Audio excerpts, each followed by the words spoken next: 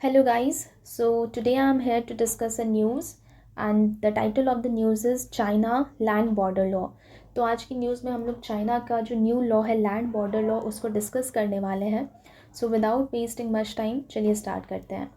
First of all I will like to tell you कि ये जो लॉ है ये एक्चुअली अभी इफेक्ट में नहीं आई है, ये 1 जनवरी 2022 से इफेक्ट में आएगी।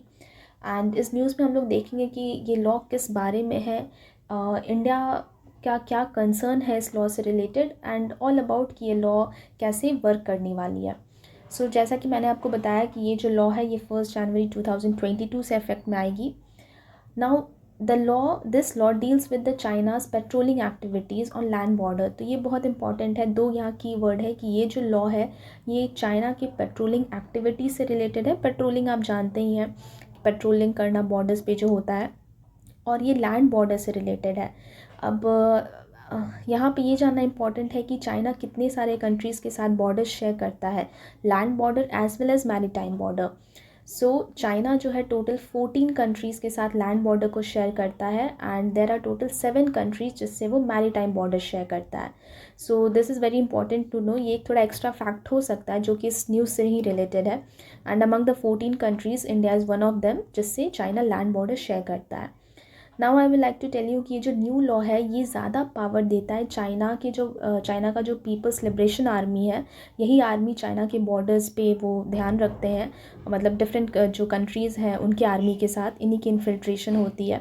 तो ये जो आर्मी है इन्हें ये ज़्यादा पावर देता है। लाइक आप जानते हैं कि बॉर्डर्स पे बहुत सारे इशू होते रहते हैं, इंक्रोचमेंट होते हैं, इन्फिल्ट्रेशन होता है, प्रोवोकेशन होता है।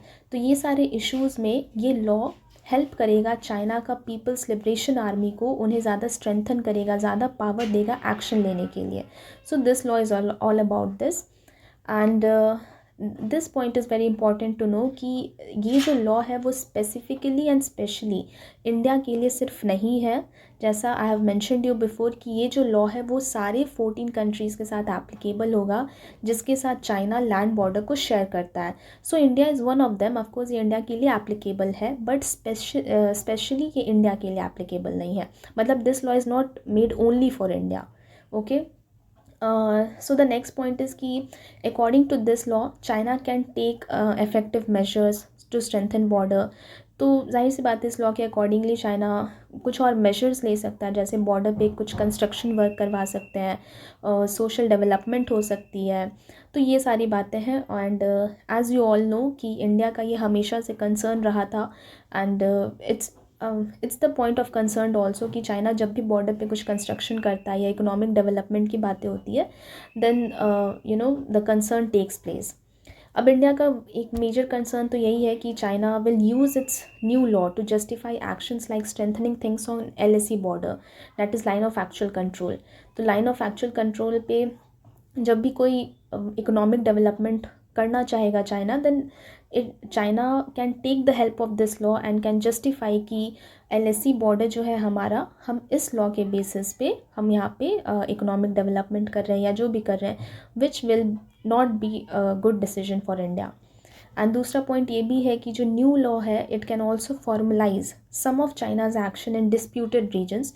जो इंडिया चाइना का बॉर्डर है उसमें बहुत सारे डिस्प्यूटेड रीजन्स हैं and one of the region is जो इंडिया चाइना और भूटान के बीच में है and that is around Doklam plateau.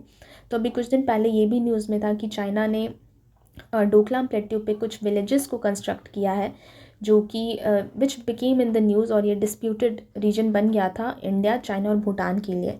तो एक ये भी कंसर्न है इंडिया का कि चाइना अपने इस लॉ से अपने उसने जो विलेजेस को कंस्ट्रक्ट किया है उसको भी जस्टिफाई कर सकता है। So this will not be the end. इसके बाद चाइना और भी बहुत सारे कंस्ट्रक्शन और इकोनॉमिक डेवलपमेंट के नाम पे and by taking the help of this law it can justify all it's steps. So this is a very major concern for India and thus this news is all about this.